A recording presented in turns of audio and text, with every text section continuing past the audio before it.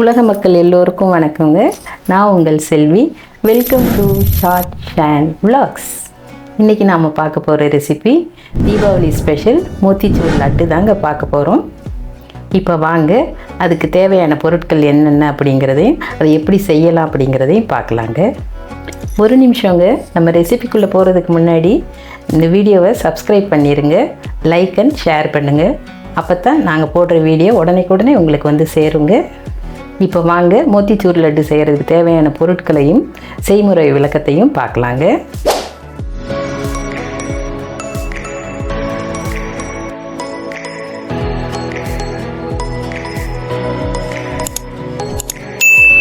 இந்த ரெசிபிக்கு விதவிதமான பொருட்கள்லாம் தேவையில்லைங்க.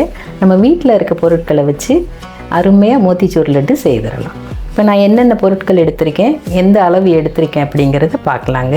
1/2 கிலோ சர்க்கரை எடுத்திருக்கேங்க, 1/4 கிலோ கடலை மாவு எடுத்திருக்கேங்க, 4 டேபிள் ஸ்பூன் நெய் எடுத்திருக்கேங்க, முந்திரி கொஞ்சம் எடுத்திருக்கேன், திராட்சை கொஞ்சம் எடுத்திருக்கேன், பாதாம் கார்னிஷிங்காக எடுத்திருக்கேன், கொஞ்சம் கேசரி பவுடர் எடுத்திருக்கேன், 1 பிஞ்ச் சோடா மாவு எடுத்திருக்கேங்க, 1 டீஸ்பூன் ஏலக்காய் பவுடர் எடுத்திருக்கேங்க, பொரிக்க தேவையான அளவு எண்ணெய் எடுத்திருக்கேங்க.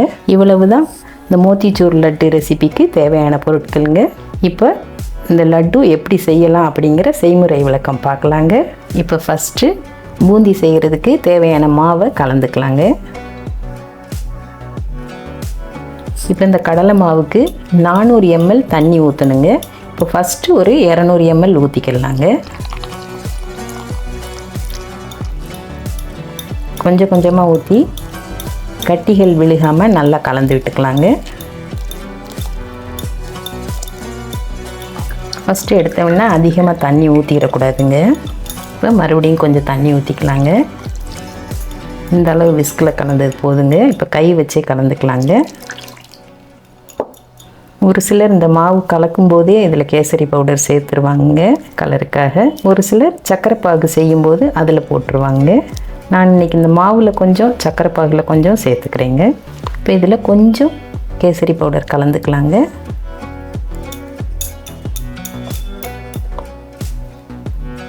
மோத்திச்சூர் லட்டுக்கே கலர் தாங்க ரொம்ப அட்ராக்டிவாக இருக்கும். பாருங்கள், இப்படி எடுத்தால் இந்த அளவுக்கு இப்படி இந்த அளவு தண்ணியாக கரைச்சா போதுங்க. 400 ml வாட்டரில் இந்த அளவு மீதி இருக்குங்க எனக்கு.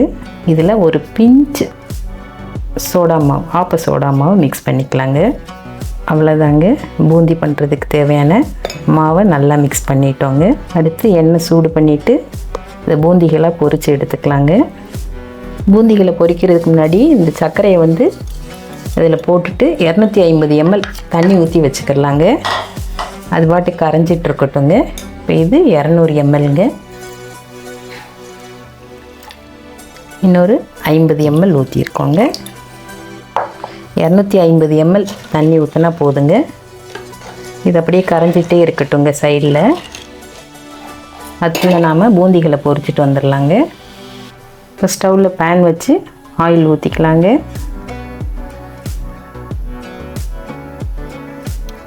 இந்த அளவு ஆயில் போதுங்க பூந்தி பொரிக்கிறதுக்கு. தேவைப்பட்டால் அப்புறம் ஊற்றிக்கலாங்க. ஆயில் சூடாகிடுச்சான்னு செக் பண்ணிக்கலாங்க. நல்லா சூடாகிடுச்சுங்க. இப்போ எடுத்து இந்த கரண்டியில் ஊற்றிக்கலாங்க.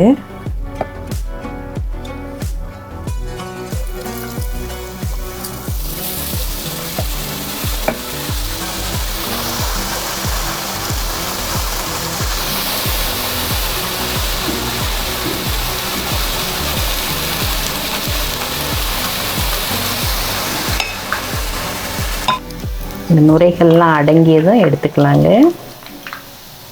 பாருங்கள், பூந்திகள் எவ்வளோ அருமையாக வந்திருக்குன்னு.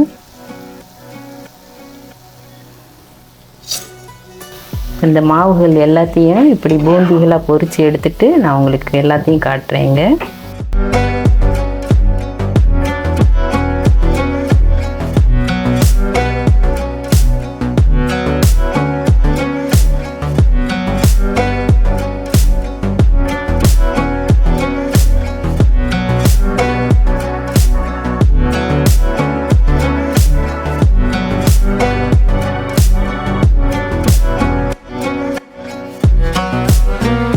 இப்போ நம்ம கரைச்ச மாவை கடலை மாவை பூந்திகளாக பொரித்து எடுத்தாச்சுங்க.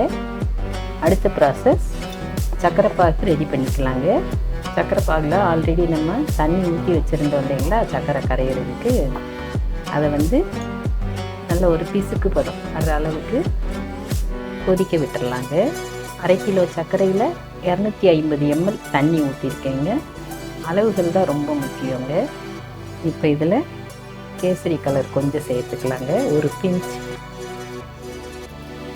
இறக்கி வச்சுட்டு 2 ஸ்பூன் நெய் சேர்த்துக்கலாங்க. இந்த அளவு பதம் வந்தால் போதுங்க, ரொம்பவும் பாகு பதம் தேவையில்லைங்க. சர்க்கரை நல்லா கரைஞ்சால் போதும், நம்ம விரல் ஒட்டினா போதும், அவ்வளோதான். இப்போ ஸ்டவ் ஆஃப் பண்ணிடலாங்க. நம்ம பொறுத்திருக்க பூந்தியோட சைஸ் வந்து இந்த மாதிரி இருக்குங்க. சைஸ் வந்து பெருசாக இருக்குது பூந்திகளோட சைஸு. மோத்திச்சூர் லட்டுக்கு வந்து பூந்தியோட சைஸ் ரொம்ப குட்டி குட்டியாக இருக்கணுங்க. அதனால் மிக்ஸி ஜாரில் போட்டு ஒரு சுத்த விட்டு எடுத்துக்கலாங்க. மிக்ஸி ஜாரில் போட்டு சுத்த விட்டு எடுத்தோம்னா இந்த மாதிரி இருக்குங்க. பார்த்தீங்களா, இதுதான் மோத்திச்சூர் லட்டுக்கு. லட்டு பிடிக்கிறதுக்கும் அருமையாக வருங்க. மிக்சியில் ஒரு ஓட்டி எடுத்துக்கலாங்க. இப்போ சர்க்கரை பாகு ரெடி ஆகிடுச்சுங்க. இப்போ இதை வந்து சர்க்கரை பாகோட கலந்துக்கலாங்க.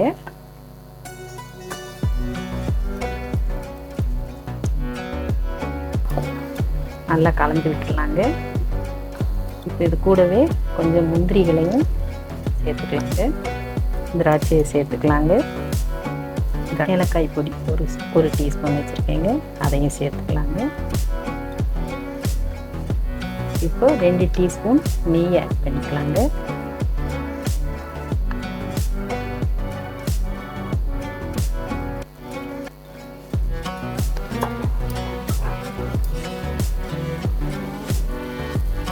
என்ன இப்படி லிக்விடாக இருக்கேன்னு நீங்கள் நினைக்காதீங்க. இது வந்து ஆறி வரும்போது நல்லா செட் ஆகிடுங்க. இப்போ அப்படியே ஸ்டவ் ஆஃப் பண்ணி ஒரு 1/2 மணி நேரம் மூடி வச்சிடலாங்க. 1/2 மணி நேரம் கழித்து நான் உங்களுக்கு காட்டுறேங்க லட்டு பிடிக்கும்போது. ஸ்டவ் ஆஃப் பண்ணிடுறேங்க. வெல்கம் பேக்குங்க. நாம் தயாரித்த லட்டு மிக்சர் 1 மணி நேரம் ரெஸ்ட்டுக்கு அப்புறம் எப்படி இருக்குன்னு பாருங்கள். லட்டு பிடிக்க எவ்வளோ அருமையாக வருது பாருங்கள்.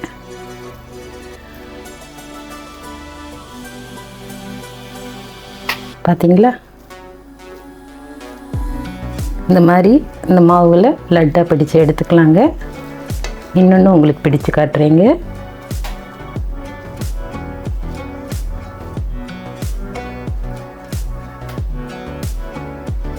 பாருங்க,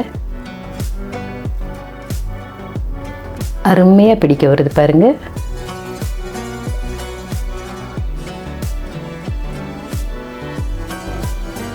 இப்போ இதை உங்களுக்கு உடைச்சி காட்டுறேங்க.